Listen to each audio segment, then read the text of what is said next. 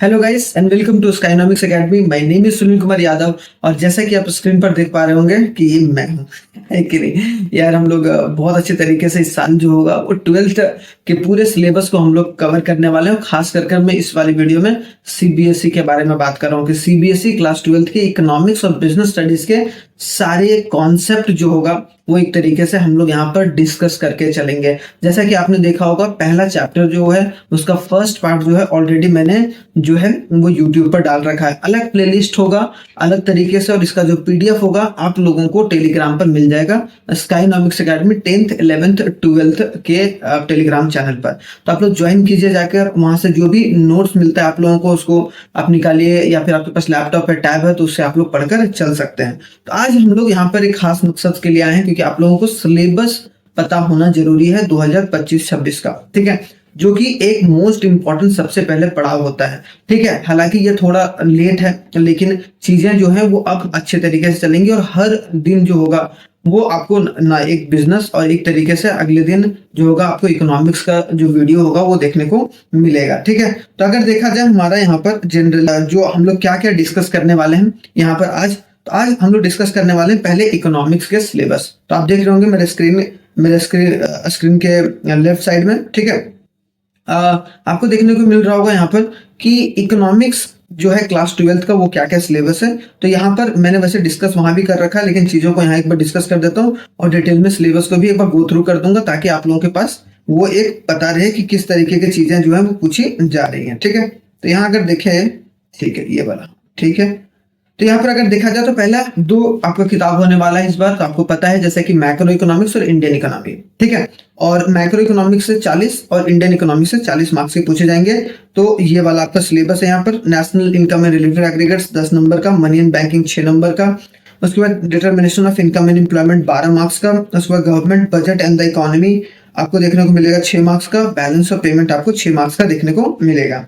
उसके बाद Indian economic development का इकोनॉमिक एक्सपीरियंस आप देख सकते हैं, ठीक है, 12 मार्क्स के आएंगे। जैसे आजादी के समय क्या हमारी कंडीशन थी, आजादी के बाद से हमारी कंडीशन किस तरीके से बदली, और 1991 जब हमारे देश में एलपीजी रिफॉर्म हुआ, लिबरलाइजेशन, प्राइवेटाइजेशन, ग्लोबलाइजेशन, आगे बताऊंगा इन सब सारे कॉन्सेप्ट को। बस यहाँ पर एक बार गो थ्रू कर लीजिए ताकि चीजें आपको थोड़ी सी आपको सुनी सुनी महसूस हो, है कि नहीं, ठीक है। Development experience of India, comparison to India, China और पाकिस्तान, तो इनको भी हम लोग डिस्कस करके चलेंगे। ठीक है, आगे अगर देखा जाए नेक्स्ट में तो पार्ट ए में क्या है भाई, मैक्रो इकोनॉमिक्स। उसमें आप लोग देख सकते हैं कि ये सब सारे आपके सिलेबस हैं, जिसको सर्कुलर फ्लो ऑफ इनकम है, उसका बेसिक कॉन्सेप्ट है, कंजम्पशन गुड्स क्या है, कैपिटल गुड्स क्या है, जो कि हमने फर्स्ट पार्ट में डिस्कस करा है, अभी आपको अगर दिखने को मिलेगा। ठीक है, तो ये सब सारी चीजों को देख कर चलेंगे। सर्कुलर फ्लो, उसके बाद जीडीपी, जीएनपी, एनएनपी, ये सब सारी चीजों को देख कर चलेंगे। उसके बाद दूसरा यूनिट अगर देखा जाए तो आपको मनी एंड बैंकिंग का देखने को मिल रहा है। क्या देखने को मिल रहा है, मनी एंड बैंकिंग है।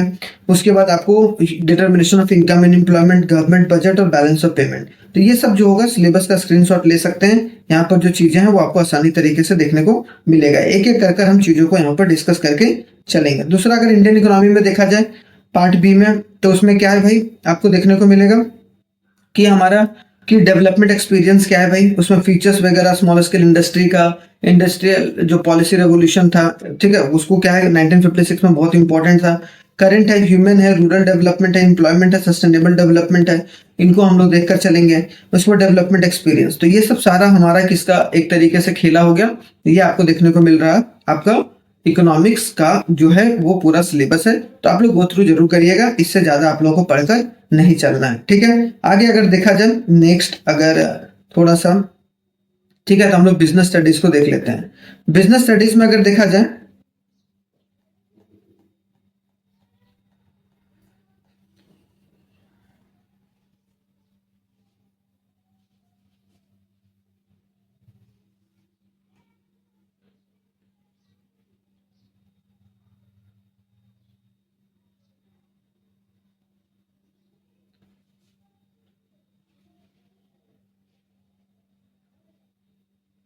चलिए अब हम लोग देखते हैं कि बिजनेस स्टडीज के कौन कौन से चैप्टर्स और किस तरीके से पूछे जा रहे हैं। ठीक है, तो यहाँ पर अगर देखा जाए बिजनेस स्टडीज का तो क्या है भाई, 80 मार्क्स के पेपर आते हैं आपके। ठीक है, उसमें से मतलब 20 मार्क्स तो आपका 80 मार्क्स का थ्योरी होगा, 20 मार्क्स का आपका प्रैक्टिकल होगा, ये तो बात आपको पता ही है।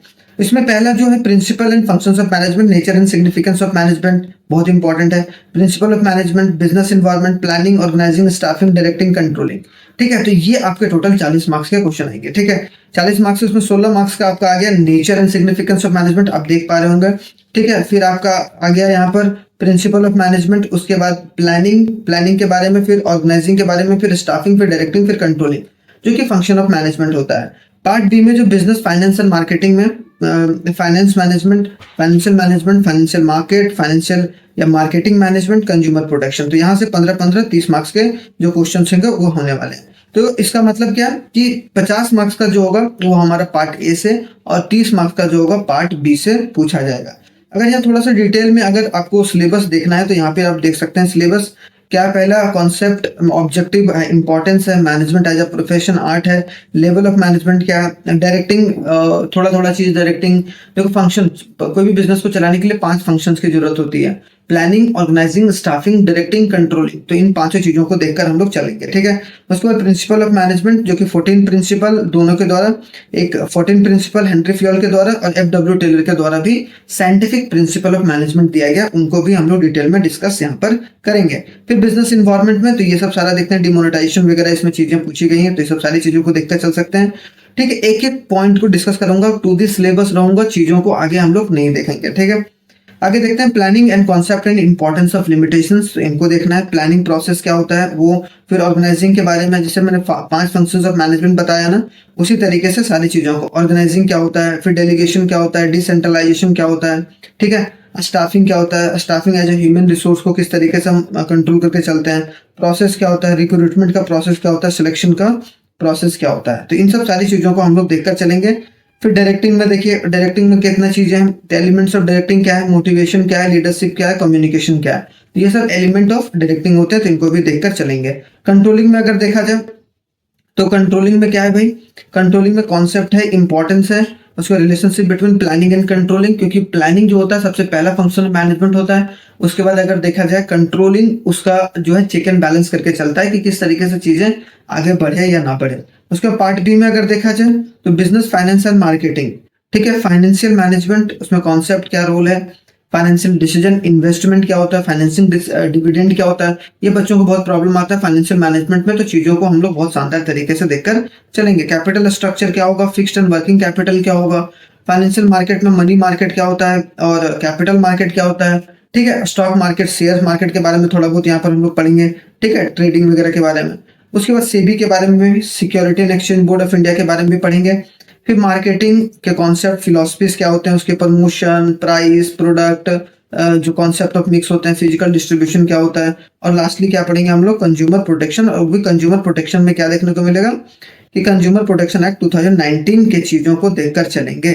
ठीक है, तो आई होप सो आपको यहाँ पर पूरी सिलेबस के बारे में पता चल गया होगा, और आप लोग बहुत अच्छी तरीके से एक बार अगर सिलेबस को गो थ्रू कर लिया आप लोग 5-7 मिनट में, उसके बाद चीजें जो होंगी वो आपको आसान दिखना शुरू हो जाएगा। ठीक है, तो 12th का बोर्ड का जो पेपर है वो आप लोगों को पता है कि फरवरी के आसपास में होता है, 2026 के फरवरी तक। तो अगर आप लोग हमारे साथ जुड़े रहते हैं, ठीक है, तो आप लोग को बहुत शानदार तरीके से सारे पीडीएफ वगैरह जो होंगे प्रिंटेबल मिलेंगे भाई, कोई लफड़ेबाजी नहीं है। ठीक है, आराम से जाके वहां पर जो होगा आप टेलीग्राम से स्काइनॉमिक्स अकेडमी 10th 11th 12th के टेलीग्राम चैनल पर जाकर ज्वाइन कर सकते हैं, और वहां से आप लोग पीडीएफ निकाल सकते हैं। ठीक है, चलिए, थैंक यू वेरी मच, जय हिंद। मिलते हैं हम लोग बहुत जल्दी ही नेक्स्ट वीडियो में। पहला वीडियो आ चुका है तो जल्दी जाकर देख लीजिए, एक अलग प्लेलिस्ट बना रहेगा, पूरे साल अलग प्लेलिस्ट रहेगा। ठीक है, इकोनॉमिक्स का और बिजनेस स्टडीज का, तो आप लोग उसको जरूर देख के चलिएगा। थैंक यू वेरी मच, जय हिंद। मिलते हैं हम लोग नेक्स्ट वीडियो में, तब तक के लिए बहुत बहुत धन्यवाद। चलिए।